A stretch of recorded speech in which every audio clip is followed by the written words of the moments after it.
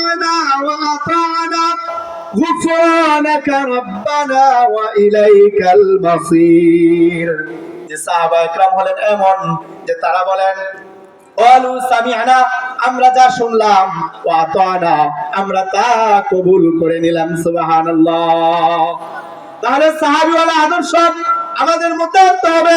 যখন উলামা একরাম আমাদেরকে কুরআনের কথা বলবেন, হাদিসের কথা বলবেন, যখন হালাল ইনকামের কথা বলবেন, হারাম ছেড়ে দেওয়ার কথা বলবেন, সুদ ছেড়ে দেওয়ার কথা বলবেন, জিনা ব্যভিচার ছেড়ে দেওয়ার কথা বলবেন, এমনি ভাবে সব রকমের অপরাধ ছেড়ে দেওয়ার কথা বলবেন, তখন কোন প্রকার শর্ত ছাড়াই আলেম উলামাদের কথা গ্রহণ করে নেওয়াই সাহাবা একরামের চরিত্র। কথা বলেন ঠিক কিনা?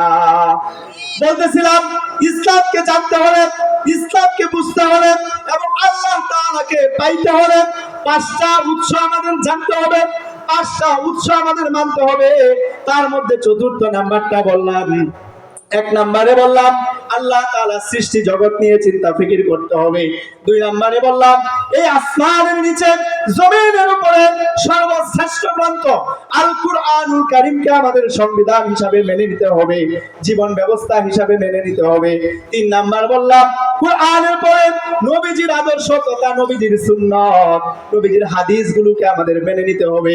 আর চার নম্বরে বললাম ইসলামের যে সুপ্রসিদ্ধ চারজন খলিফা, ওই খলিফাদের যে আদর্শ ছিল রাষ্ট্র চালনার ক্ষেত্রে, সমাজ পরিচালনার ক্ষেত্রে, সেই আদর্শগুলো আমাদেরকে মেনে নিতে হবে।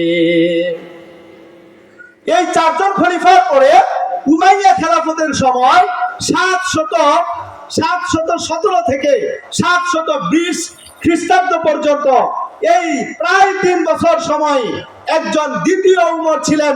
তিনি হলেন উমর ইবনে আব্দুল আজিজ রাহমাতুল্লাহি আলাইহি। তিনি এমন খলিফা ছিলেন, তিনি এমন ভাবে খেলাফত পরিচালনা করেছেন যে তার আমলে হরিণী এবং হিংস্র প্রাণীগুলো একসাথে ঘাট থেকে পানি খাইতো, কেউ কারো দিকে আক্রমণ করতো না। সুবহানাল্লাহ। ইনসাফ